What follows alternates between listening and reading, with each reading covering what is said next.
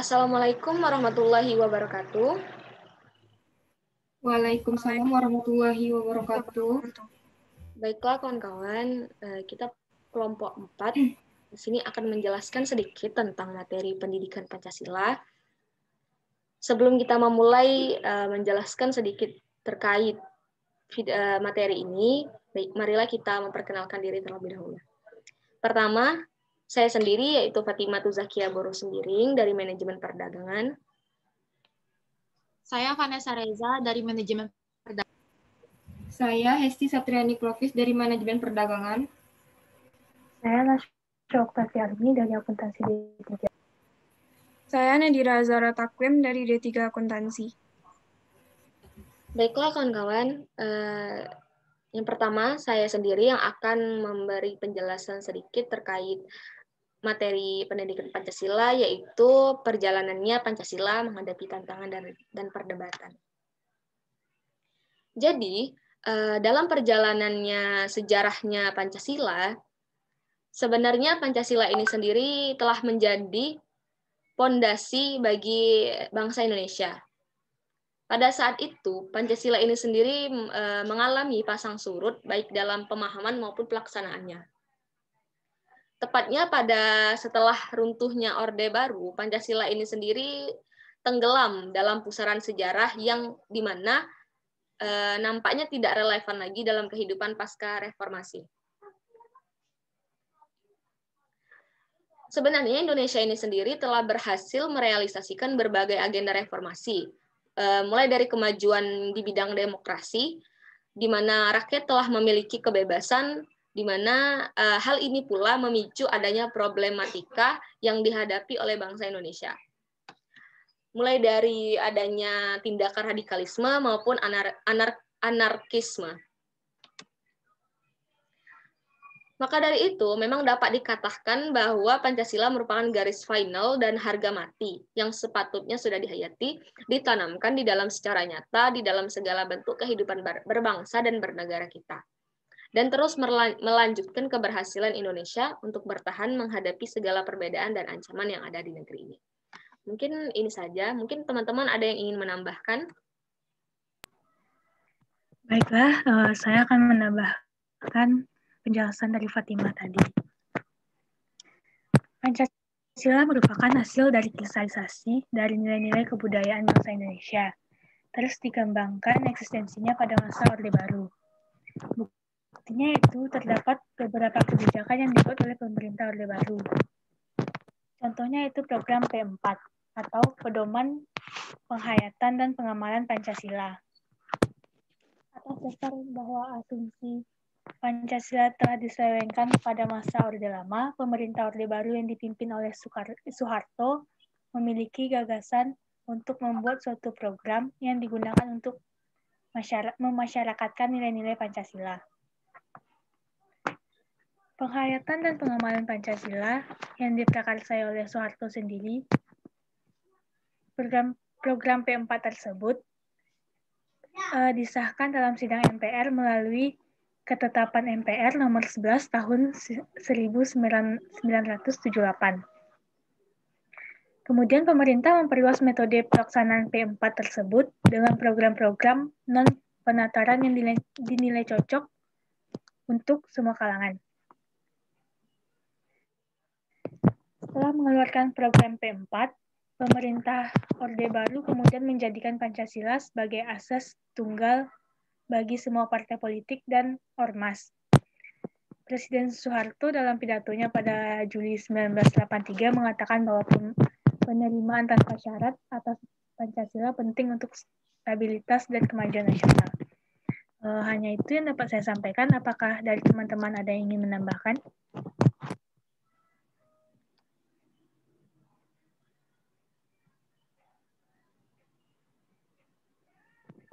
Apakah dari teman-teman ada yang ingin menambahkan?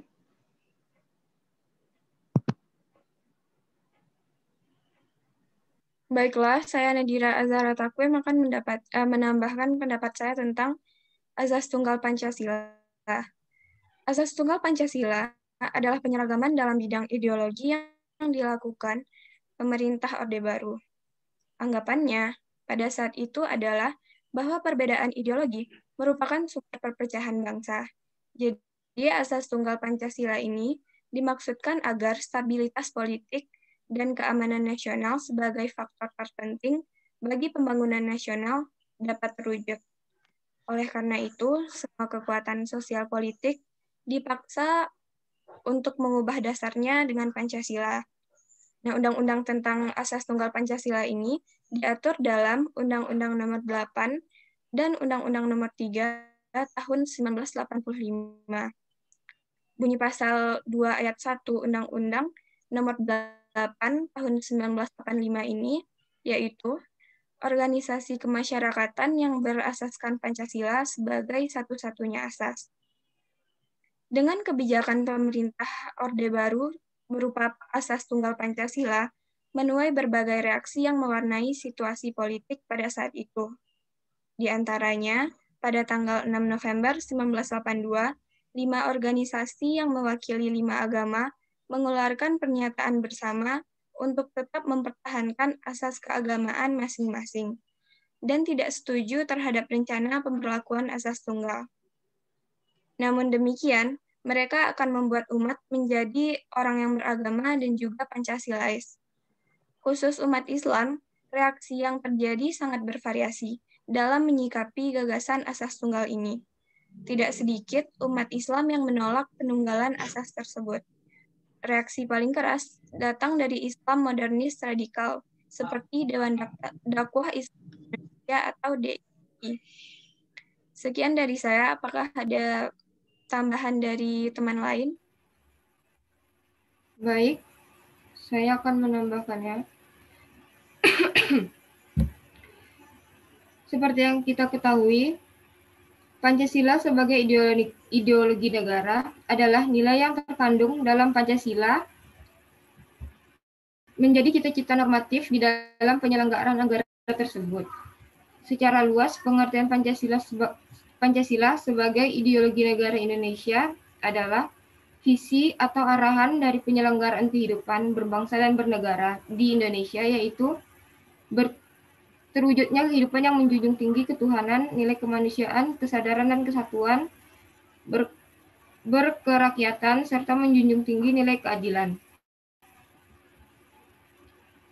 Pada pasal 1 ketetapan MPR tersebut menyatakan bahwa Pancasila sebagaimana dimaksud dalam pembukaan UUD 1945 adalah dasar negara dari Negara Kesatuan Republik Indonesia atau NKRI. Yang harus dilaksanakan secara konsisten dalam kehidupan berbangsa. Dari keterangan MPR tersebut dapat diketahui bahwa Indonesia kedudukan Pancasila adalah sebagai ideologi negara selain kedudukannya sebagai dasar negara. Pancasila sebagai ideologi negara yang berarti sebagai cita-cita bernegara dan sarana yang mempersatukan masyarakat perlu mewujudkan yang konkret dan operasional aplikatif sehingga tidak hanya dijadikan slogan belaka.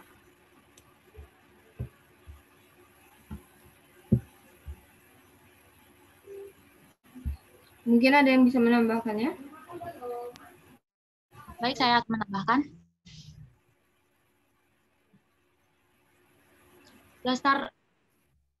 Dasar kebijakan asas tunggal Pancasila. Yang pertama, asas tunggal Pancasila adalah penyeragaman dalam bidang ideologi yang dilakukan pemerintah Orde Baru. Yang kedua, anggapan dasar Orba bahwa perbedaan ideologi adalah sumber pemecahan bangsa. Yang ketiga, asas tunggal Pancasila dimaksudkan agar stabilitas politik dan keamanan nasional sebagai faktor terpenting bagi pembangunan nasional terwujud. Yang keempat, oleh karena itu, semua kekuatan sosial politik dipaksa mengubah dasarnya dengan Pancasila. Kebijakan Orde Baru. Yang pertama, TAP nomor 20 MPR 66 menempatkan Pancasila sebagai sumber dari segala sumber hukum di Indonesia. Yang kedua, TAP nomor 11 MPR tahun 1978 penetapan pedoman penghayatan pengamalan Pancasila atau P4. Yang ketiga, UU nomor 3 tahun 1985 ditetapkan Pancasila sebagai asas partai politik. Yang keempat, UU nomor 8 ditetapkannya Pancasila sebagai asas organisasi kemasyarakatan atau ormas.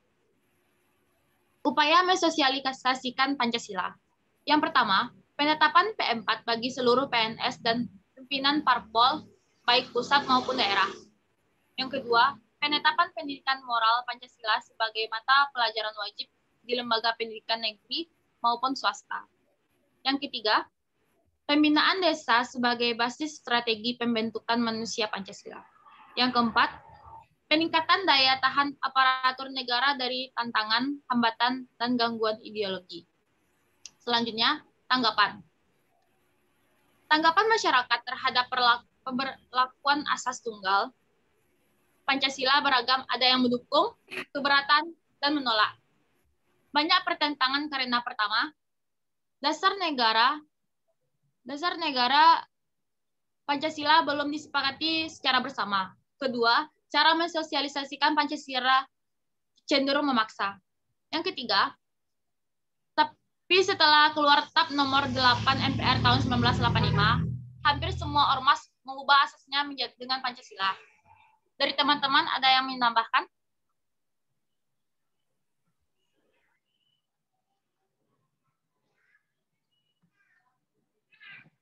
Baiklah kawan-kawan, apabila telah selesai kawan-kawan menambahkan terkait materi pendidikan Pancasila ini sendiri, berarti dengan jelas bahwa pendidikan Pancasila ini sangat diperlukan dan memiliki sejarawan yang sangat hiruk-pikuk pada masanya.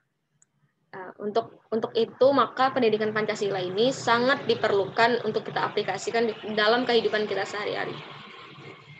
Mungkin ada teman-teman yang ingin menambahkan atau bagaimana?